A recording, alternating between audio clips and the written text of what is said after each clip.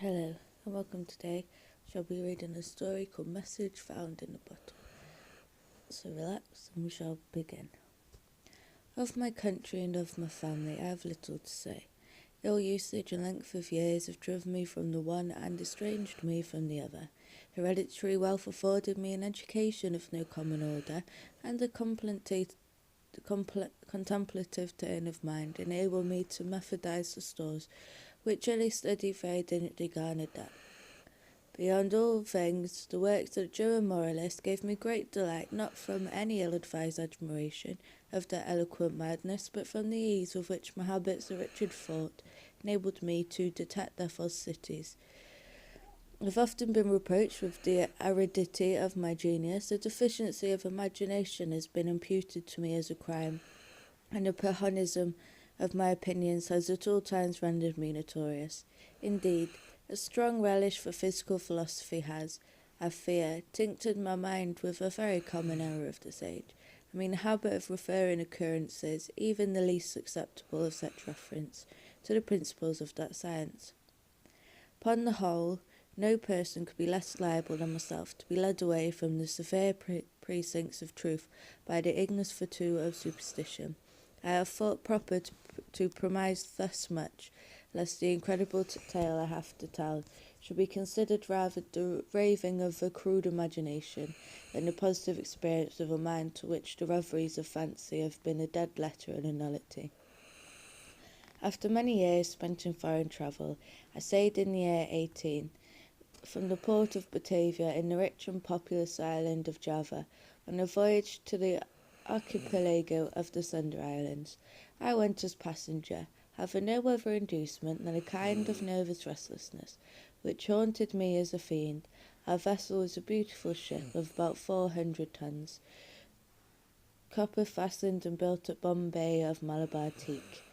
She was freighted with cotton wool and oil from the Laccadive Islands. We had also on board coir, jaggery, ghee, coconuts, and a few cases of opium. The stowage was clumsily done, and the vessel consequently crank. We got under way with a mere breath of wind, and for many days stood along the eastern coast of Java, without any other incident to beguile the monotony of our course than the occasional meeting with some of the small grabs of the archipelago to which we were bound. One evening, leaning over the taffrail, I observed a very singular, isolated cloud to the north-west. It was remarkable, as well for its colour, as from its being the first we had seen since our departure from Batavia. I watched it attentively until sunset, when it spread all at once to the eastward and westward, girting the horizon with a narrow strip of vapour, and looking like a long line of low beach. My notice was soon afterwards attracted by the dusky red appearance of the moon and the peculiar character of the sea. The latter was undergoing a rapid change, and the water seemed more than usually transparent, although I could distinctly see the bottom. Yet, having the lead, I found the ship in 15 fathoms. The air now became intolerably hot, and was loaded with spiral exhalations similar to those arising from heated iron. As night came on, every breath of wind died away, and a more entire calm it is impossible to conceive. The flame of a candle burned upon the poop without the least perceptible motion, and a long hair, held between the finger and thumb, hung without possibility of detecting a vibration. However, as the captain said he could perceive no indication of danger, and as we were drifting in bodily to shore, he ordered the sails to be furled, and the anchor let go. No watch was set, and the crew, consisting principally of Malays, stretched themselves deliberately upon deck. I went below, not without a full presentiment of evil. Indeed, every appearance warranted me in apprehending a simoom. I told the captain my fears, but he paid no attention to what I said, and left me without deigning to give a reply. My uneasiness, however, prevented me from sleeping, and about midnight I went upon deck. As I placed my foot upon the upper step of the companion ladder, I was startled by a loud humming noise, like that occasioned by the rapid revolution of a mill wheel, and before I could ascertain its meaning, I found the ship quivering to its centre. In the next instant, A wilderness of foam hurled us upon our beam ends and, rushing over us fore and aft, swept the entire decks from stern to stern. The extreme fury of the blast proved in a great measure the salvation of the ship, although completely waterlogged, yet, as the mast had gone by the board, she rose, after a minute, heavily from the sea, and staggering a while beneath the immense pressure of the tempest, finally righted. By what miracle I escaped destruction, it is impossible to say. Stunned by the shock of the water, I found myself, upon recovery, jammed in between the stern post and rudder. With great difficulty I gained my feet, and looking dizzily around, was at first struck with the idea of our being among breakers. So terrific beyond the wildest imagination was the whirlpool of mountainous and foaming ocean within which we were engulfed. After a while, I heard the voice of an old Swede who had shipped with us at the moment of our leaving port. I hallooed to him with all my strength, and presently he came reeling aft. We soon discovered that we were the sole survivors of the accident. All on deck, with the exception of ourselves, had been swept overboard. The captain and mates must have perished as they slept, for the cabins were deluged with water. Without assistance, we could expect to do little for the security of the ship, and our exertions were at first paralysed by a momentary expectation of going down. Our cable had, of course, parted like pack thread at the first breath of the hurricane, or we should have been instantaneously overwhelmed. We scudded with frightful velocity before the sea, and the water made clear beaches over us. The framework of our stern was shattered excessively, and in almost every respect we had received considerable injury. But to our extreme joy we found the pumps unchoked, and that we had made no great shifting of our ballast. The main fury of the blast had already blown over, and we apprehended little danger from the violence of the wind, but we looked forward to its total cessation with dismay, while believing that in our shattered condition we should inevitably perish in the tremendous swell which would ensue. But this was just very apprehension, seemed by no means likely to be soon verified. For 5 entire days and nights, during which our only subsistence was a small quantity of juggery, procured with great difficulty from the forecastle, the hulk flew at a rate defying computation, before rapidly succeeding flaws of wind, which, without equalling the first violence of the simoon, were still more terrific than any tempest I had before encountered. Our course for the first 4 days was, with trifling variations, south-east and by south. We must have run down the coast of New Holland. On the 5th day, the cold became extreme, although the wind had hauled round a point more to the northward. The sun arose with a sickly yellow lustre, and clambered a very few degrees above the horizon, emitting no decisive light. There were no clouds apparent, yet the wind was upon the increase, and blew with a fitful and unsteady fury. About noon, as nearly as we could guess, our attention was again arrested by the appearance of the sun. It gave out no light, properly so called, but a dull and sullen glow without reflection, as if all its rays were polarized. Just before sinking within the turgid sea, central fire suddenly went out, as if hurriedly extinguished by some unaccountable power.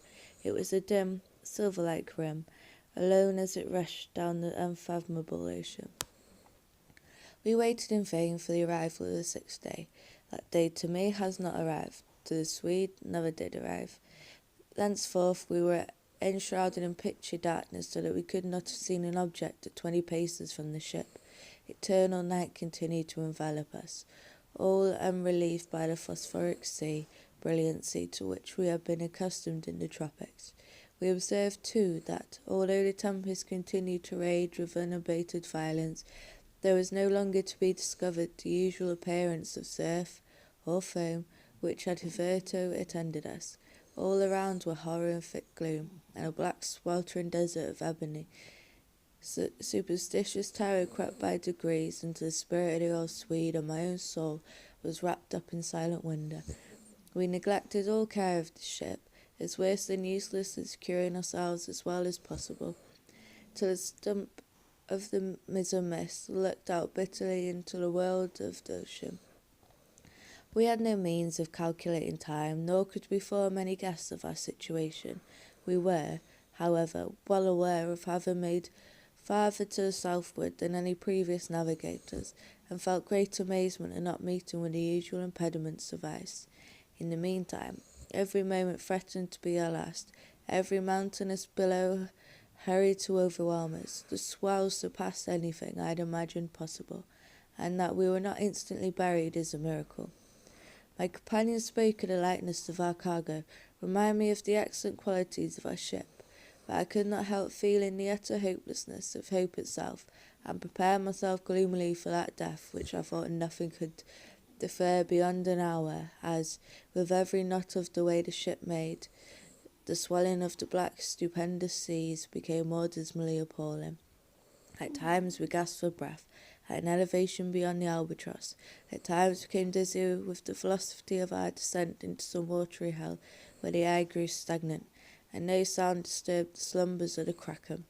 We were at the bottom of one of those abysses, when a quick scream from my companion broke vehemently upon the night.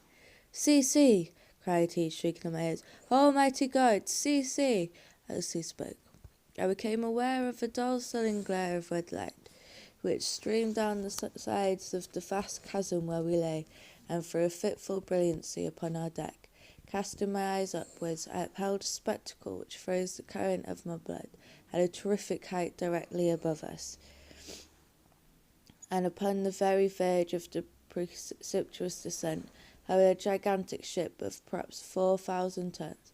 Although upreared upon the summit of a wave more than 100 times her own altitude, her apparent size still exceeded that of any ship of the line or East Indiaman in existence. A huge hull was of a deep dingy black, unrelieved by any of the customary carvings of the ship. A single row of brass cannon protruded from her open ports and dashed from their polished surfaces fires of innumerable battle lanterns, which swung to and fro about her rigging. What mainly inspired us with horror and astonishment was that she bore up under a press of sail in very teeth of that supernatural sea and of that ungovernable hurricane. When we first discovered her, her bows were alone to be seen, and she rose slowly from the dim and horrible gulf beyond her. For a moment of intense terror she paused upon the giddy pinnacle, as if in contemplation of her sublimity, and trembled and tottered and came down. At this instant, I know not what sudden self-possession came over my spirit. Staggering as far aft as I could, I awaited fearlessly the ruin that was to overwhelm. Our own vessel was at length seizing from her struggles and sinking with her head to the sea. The shock of the descending mass struck her, consequently, in that portion of the frame which was already under water, and the inevitable result was to hurl me with irresistible violence upon the rigging of the stranger. As I fell, the ship hove in stays and went about, and to the confusion ensuing I attributed my escape from the notice of the crew. With little difficulty I made my way unperceived to the main hatchway, which was partially open, and soon found an opportunity of secreting myself in the hold. Why I did so I can hardly tell. An indefinite sense of awe, which at first sight of the navigators of the ship had taken hold of my mind, was perhaps the principle of my concealment. I was unwilling to trust myself with a race of people who had offered, to the cursory glance I had taken, so many points of vague novelty, doubt, and apprehension. I therefore thought proper to contrive a hiding place in the hold.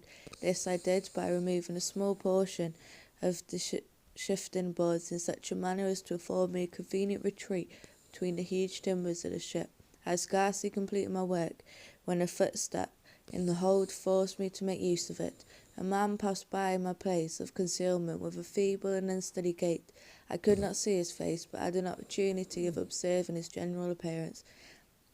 There was about it an evidence of great age and infirmity. His knees tottered beneath the load of years, and his entire frame quivered under the burthen.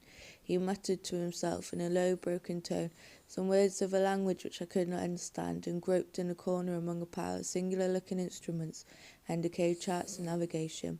His manner was a wild mixture of the peevishness of second childhood and the solemn dignity of a god. He at length went on deck, and I saw him no more. A feeling for which I have no name has taken possession of my soul, a sensation which will admit of no analysis, to which the lessons of bygone time are inadequate, and for which I fear futurity itself will offer me no key to a mind constituted like my own. The latter consideration is an evil. I know that I shall never, be satisfied with regard to the nature of my conceptions.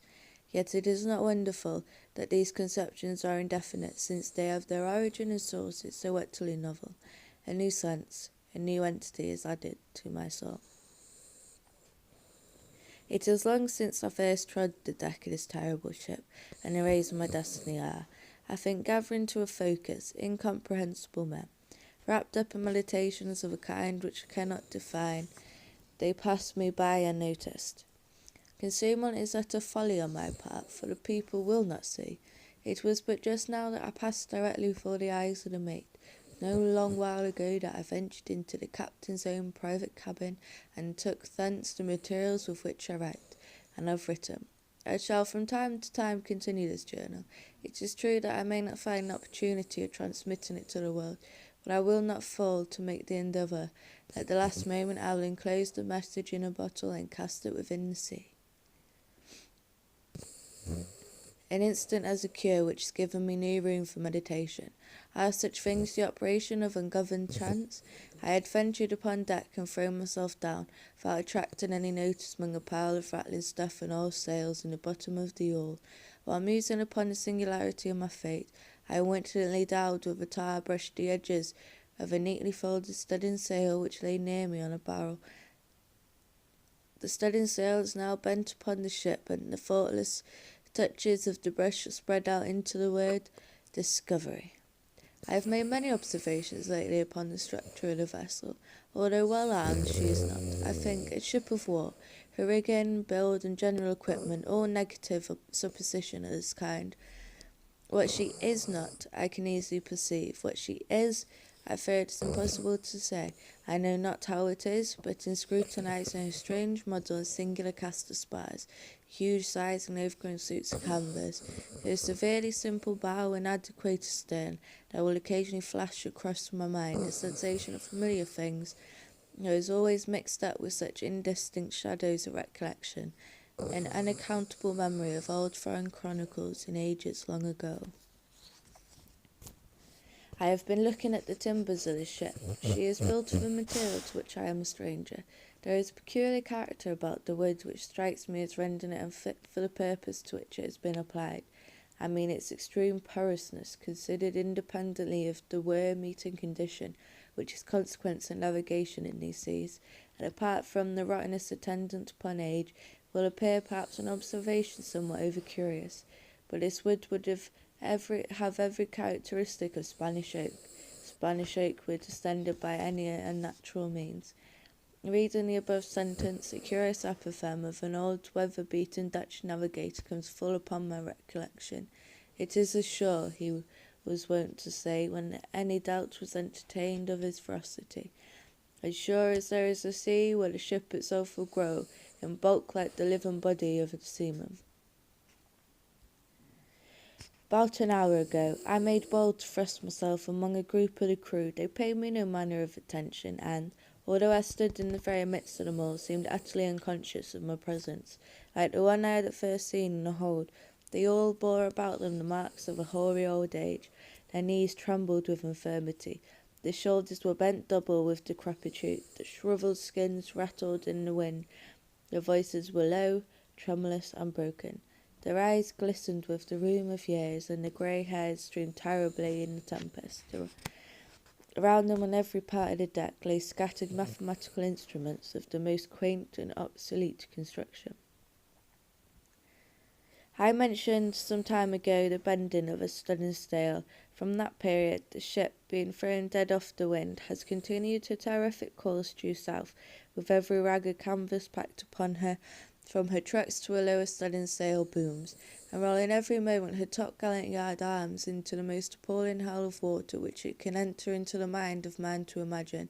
I have just left the deck, where I find it impossible to maintain a footing, although the crew seem to experience little inconvenience.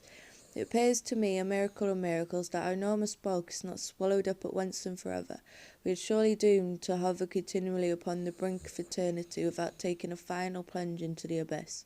From below is 1,000 times more stupendous than any I have ever seen, glide away with the facility of the arrowy seagull, The colossal waters rear their heads above us like demons of the deep.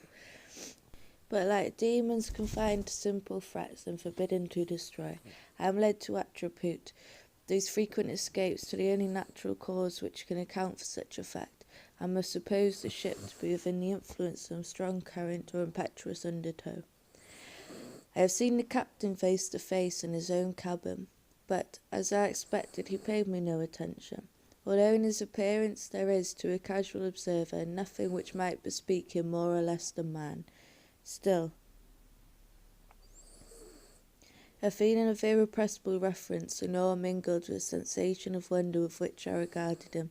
In stature he is nearly my own height, that is, about 5 feet 8 inches. He is of a well-knit and compact frame of body, neither robust nor remarkable otherwise, but it is the singularity of the expression which reigns upon the face. It is the intensely wonderful, the thrilling evidence of old age, so utter, so extreme, which excites within my spirit a sense, a sentiment ineffable. His forehead, although a little wrinkle, seems to bear upon it the stamp of a myriad of years. His grey hairs are records of the past, and his grey eyes are symbols of the future. The cabin floor was thickly strewn with strange iron-class folios and mouldering instruments of science and obsolete, long-forgotten charts. His head was bowed upon his hands, and he pored with a fiery and quiet eye over a paper which I took to be a commission, and which, at all events, bore the signature of a monarch. He muttered to himself, as did the first seaman whom I saw in the hold, some low peevish syllables of a foreign tongue, and although the speaker was close at my elbow, his voice seemed to reach my ears from the distance of a mile. And the ship, and all in it were imbued with the spirit of eld. The crew glide to and fro like the ghosts of buried centuries, their eyes have an eager and uneasy meaning. When their figures fall athwart my path in the wild glare of the battle lanterns, I feel as I have never felt before, although I have been all my life a dealer in antiquities, and have imbibed the shadows of fallen columns at Baalbek and Tadmor and Persepolis, until my very soul has become a ruin. When I look around me, I feel ashamed of my former apprehensions. If I trembled at the blast which has hitherto attended us, shall I not stand aghast at a whirring of wind and ocean, to convey any idea of which the words tornado and simoom are trivial and ineffective?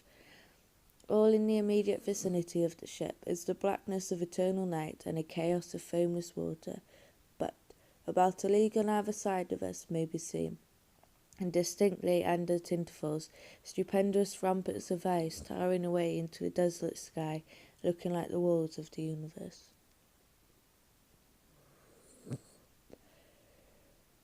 As I imagined, the ship proves to be in the current, if the appellation can properly be given to a tide which, howling and shrieking by the white ice, thunders on to the southward with velocity like the headlong dashing of a cataract.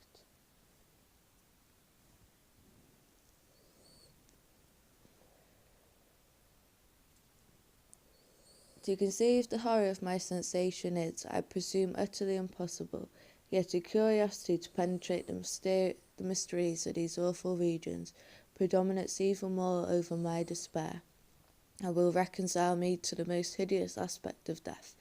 It is evident that we are hurrying towards to some exciting knowledge, some never to be imparted secret, whose attainment is destruction. Perhaps this current leads us to the southern pole itself. It must be confessed that a supposition apparently so wild is every probability in its favour.